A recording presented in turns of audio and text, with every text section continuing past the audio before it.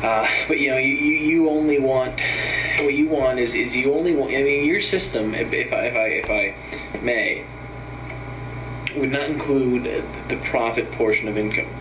No, my system would include the profit, but it'd be owned by the person who created the profit, and profit is surplus, okay? Surplus productivity is what it is. And it's not even surplus, it was extracted productivity, it was extracted value, because the person who was productive didn't voluntarily say to the rich man, please, take a portion of my work for doing nothing.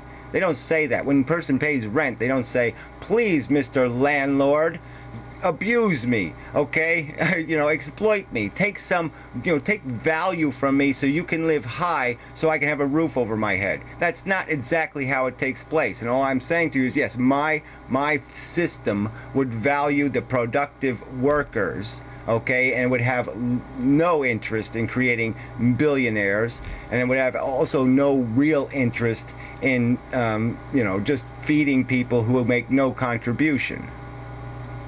Profit is what drives the economy. Profit is what produces innovation. Profit, is what... Productivity, which is done by workers. Accelerates growth and allows us to live in such a rich economy. So, I mean, there's two major functions. There's two major things when you talk about income. You can make money from wages, or you can make money from profits. But what are profits? Profits are making money by underpaying the productive employees. It's extracting value from their productive work. So it's not a legitimate way to make money. You're not making productivity by extracting productivity, dickhead. If you're talking economic terms, there's also rent and there's interest, but let's just narrow it down to wages and profits. So what you feel is that the only wages are worth anything in this economy. Only wages are valuable. Profit isn't valuable. Profit's just bullshit. Profit is exploitation. Yes, right. Exactly. You got it. Finally, you got it right. That's exactly right. Profit is exploitation. And like I just said, profit is what makes the economy grow. It's what makes the economy... No, it doesn't. We already, at the end of your video, you're going to demonstrate that you can't come up with a rational how we would all miss the profit takers. We wouldn't miss them one fucking bit because they don't do anything productive. The profit takers are a non-contributor to our existence. They are a leech, a big, fat, giant, humongous leech. Economy strong. So you're going to sit there and argue and say, no, profit should not exist. There should not be a profit, involved in this income equation. Well, I've said it before, and I'll say it again. Yes, I would, but it would be up to the individual to decide. If I have a surplus, if I have more money than I need, and I'm living okay, I can decide, well, look, I did some work. I have some surplus productivity left over, some money. I could go on a vacation, but no, maybe I'll invest in something, something good. Make some more money off that investment, maybe a little bit of money. If you're not there hitting down the hammer or holding up the wood or delivering the fucking nails, you are not producing. You're not part of the economy. Yeah, no, if you're just sitting on a bench somewhere, owning the land and owning the wood and owning the workers, that's right, you're not doing anything productive. You're just sitting there gleaning from them. Who is it that's bringing all these people together? Who is it that has the idea of what people want and then organizes a business?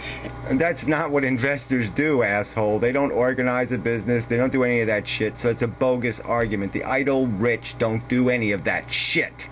They don't engineer mass production or, they don't sit there like Thomas Edison and work, you dumb ass.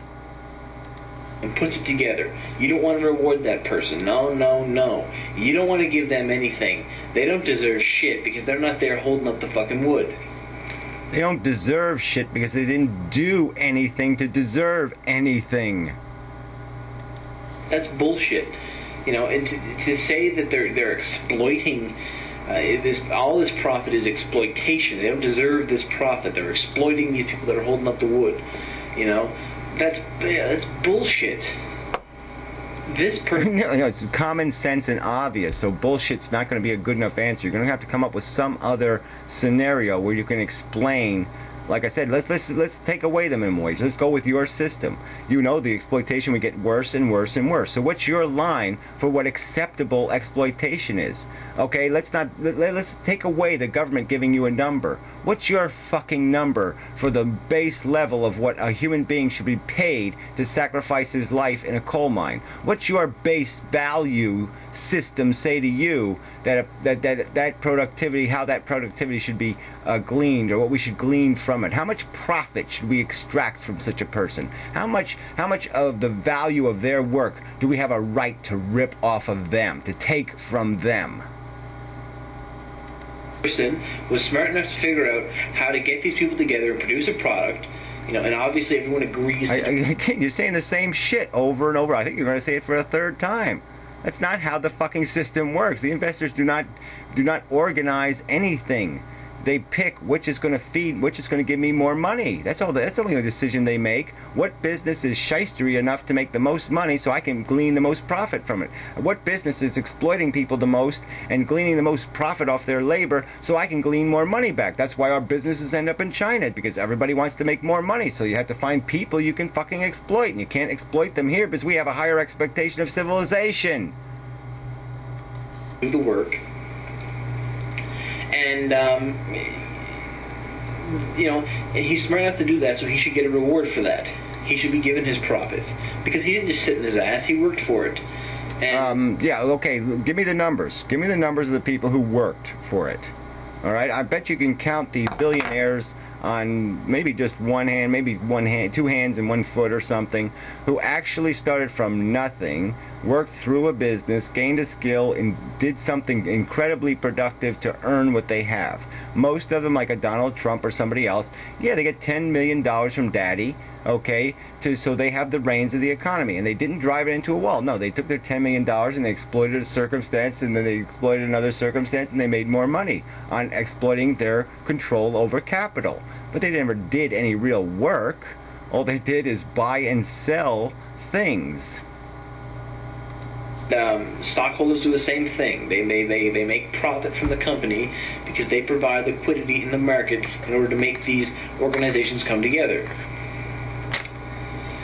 So explain to me your system. Explain to me how whatever you think is going to work better. If you remove profit from the equation, which yeah, well, look, if you were just, you don't have to, you don't remove it from the equation, you put it in the hands of the people who earned it. So you give control to the people, not control to the elitist 1%. That's the difference, all right? And then you can have a government, which doesn't have to be evil, especially when it's not in bed with big business, all right, that can also decide to make investments. That can say, okay, let's create a non-profit business that provides insurance, and the insurance company will have only employees that make up to $200,000, and they will decide to, it's a simple kind of equation, isn't it? Insurance, it's pretty simple. You just go by what the little charts tell you. Okay, this is how much the liability is, this is how much the premium has to be to cover how much the liability is going to be. It's really not that complicated a business. Either is banking, either is any of that shit. None of it's complicated business.